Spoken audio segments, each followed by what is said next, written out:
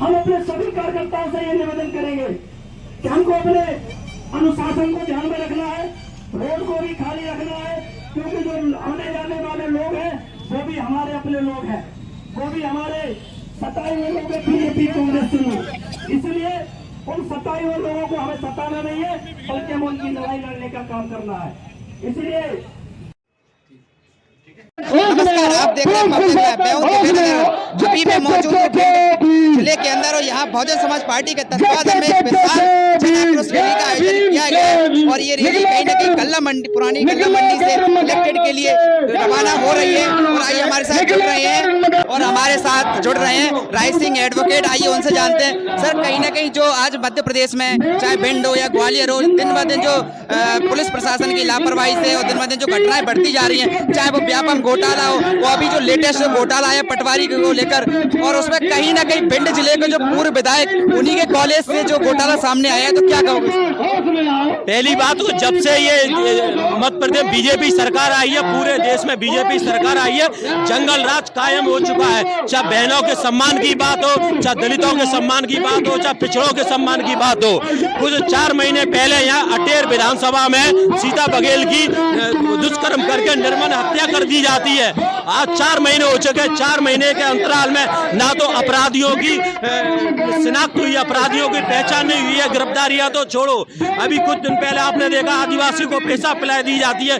BJP सरकार गुंडों को संरक्षण दे रही है। पहले बीजेपी सरकार अपने नुमाइंदों द्वारा दलितों और पिछड़ों पर अत्याचार करवाती है और उसके बाद शिवराज मामा नौटंकी करते हैं, कहीं उनके पैर धोते हैं, कहीं कुछ करते हैं। बीजेपी सरकार सिर्फ दलित हितैषी और पिछड़े हितैषी बनने का नाटक करती है और पूरे मध्य प्रदेश में अपराध से भरा पड़ा है। सरकारी जो आप बात करते हैं गरीबों की तेजी सरकार, गरीबों के सरकारी स्कूल बंद कर दिए गए, सरकारी अस्पताल बंद कर दिए गए, पूरे देश को बेचने का काम किया जा रहा है। बीजेपी सरकार सिर्फ इस देश को बेचने पे तुली है, इस देश में कोई काम नहीं करी और इस देश में संविधान को पूरा खतरा है।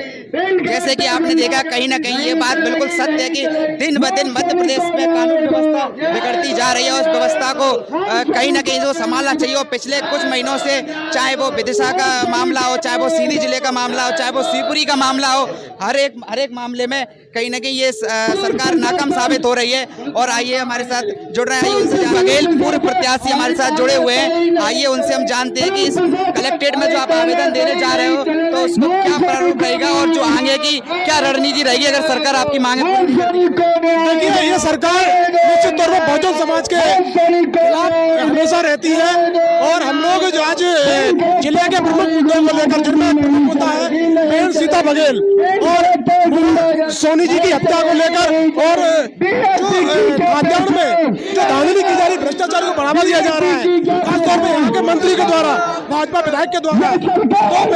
तो यह तीसरा मेरा ज्ञापन है। 24 जनवरी 2023 को एक बालिका की हत्या कर दी जाती है, उसका शव सरसों के खेतों में मिलता है और उसकी आज तक कोई शिनाख्त नहीं हो पाई कि आरोपी कौन है। और जब हम लोग बहन सीता बघेल का मुद्दा उठाते हैं, क्योंकि बहन सीता बघेल पिछड़े वर्ग से आती थी, इसलिए अभी तक कोई उसमें का एक्शन नहीं लिया गया, न ही आरोपियों को पकड़ा गया है। जब हम लोग आंदोलन करते हैं तब पुलिस प्रशासन हरकत में आता है और थोड़ी बहुत कार्रवाई खाने पूर्ति के रूप में करता है। तो निश्चित तौर पे अपराधियों को ये लोग संरक्षण दे रहे हैं। और जब से भारतीय जनता पार्टी 2003 से मध्य प्रदेश में आई है, तब से लेके यहाँ घोटाला, उसके बाद ये घोटाला और हुआ था, उसके बाद ये ताजा घोटाला, पटवारी घोटाला जो हुआ है। हमारे साथ है सुनील बघेल जी, प्रदेश प्रभारी जी, आइए उनसे जानते हैं। सर, आप जो गए होते कलेक्टर साहब के यहाँ, तो उन्होंने क्या आश्वासन दिया, क्या मांगे थी आपकी? हमारी मांगे थी, मुख्य मुद्दा था हमारा सीता बघेल की जो हत्या हुई आज से 4 माह पूर्व, उसकी अभी तक कोई भी जांच नहीं सामने आई। दूसरा, उमरी में सोनी थे, उनके व्यापारी की हत्या हुई, उनका भी कोई नहीं हुई, कुछ भी रिपोर्ट नहीं आई। दूसरे, खाद्यान्न की समस्या है, रोडों की समस्या थी, आए दिन यहाँ चोरी डकैती हो रही है। उन सभी समस्याओं को लेकर मैंने राज्यपाल के नाम डीएम साहब को ज्ञापन दिया। उसमें एसपी साहब भी मौजूद थे और कलेक्टर साहब थे। उन्होंने हमारी समस्याओं को गंभीरता से सुना और उन्होंने 4 दिन में उनका निराकरण करने के लिए मुझे आश्वासन दिया। अगर ये चीज़ें जो आपने जो समस्या बताई, अगर उस चीज़ का निराकरण नहीं होता है, तो आने वाली आपकी जो बहुजन समाज पार्टी के तत्वाधान में क्या रणनीति रहेगी?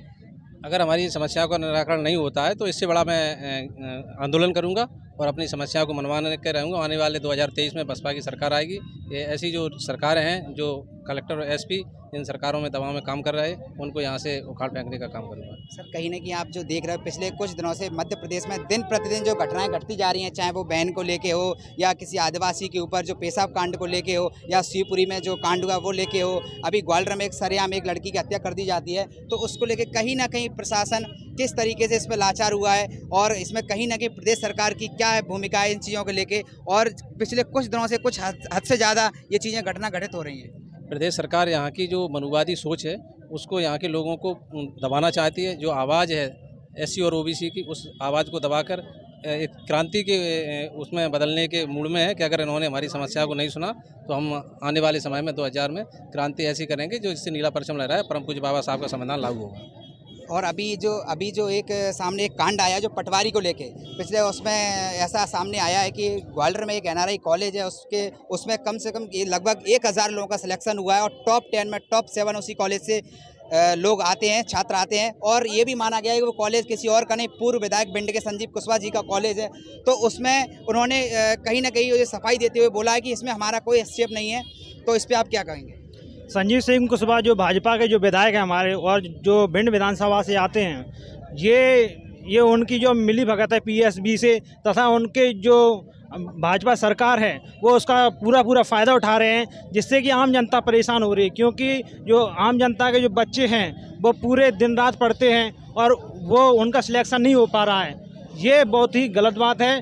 इससे जो हमारी जो पीड़ित समाज है या फिर जो बच्चे पढ़ते लिखते हैं उनकी जो आवाज़ दबाई जाती है और तथा वो पढ़ लिख के आगे नहीं बढ़ पाते हैं, इसलिए उनको मौका नहीं मिल पाता है। जैसे नज़दीक आ रहा है, मुख्यमंत्री के द्वारा तरह तरह की योजनाएं चलाई जा रही हैं लोगों के लिए, तो उस योजना में चाहे लाडली बहना योजना हो, सी को कमाओ योजना हो, तरह तरह की योजना जो सरकार के द्वारा लाई जा रही हैं, तो उसको आप किस प्रकार देखते हैं? ये जो भाजपा सरकार है ये क्या है, ये बेवकूफ़ बनाने वाली सरकार है। ये जो योजना निकालती है वो कहीं ना कहीं पीछे वाले रास्ते से ये उसका दुरुपयोग भी करती है। जैसे कि लाडली बहना योजना जो है उसमें क्या है, महिलाओं को 1000 रुपये दिए जा रहे थे, लेकिन जब विपक्ष ने 2000 रुपये कर दिए तो इन्होंने बढ़ाकर 3000 कर दिए। ये सिर्फ ठगने या रिश्वत देने जैसा है, जो कि गलत है। इसको बेचने का काम कर रही है। जैसे कि आपने देखा कहीं ना कहीं आज कलेक्ट्रेट में एक बहुत कलेक्टर का घेराव किया गया था बहुजन समाज पार्टी के तत्वाधान में, और कहीं ना कहीं कलेक्टर महोदय के द्वारा इनको राज्यपाल को ज्ञापन दिया गया था और कलेक्टर महोदय ने ये भी बोला कि 4 दिन में हम आपकी मांगों को पूरा करेंगे। अगर मांगें पूरी नहीं करते हैं तो कहीं ना कहीं बहुजन समाज पार्टी प्रदेश स्तर पर एक बहुत बड़ा आंदोलन करेगी। धन्यवाद। आप लोग जोरदारी से नारे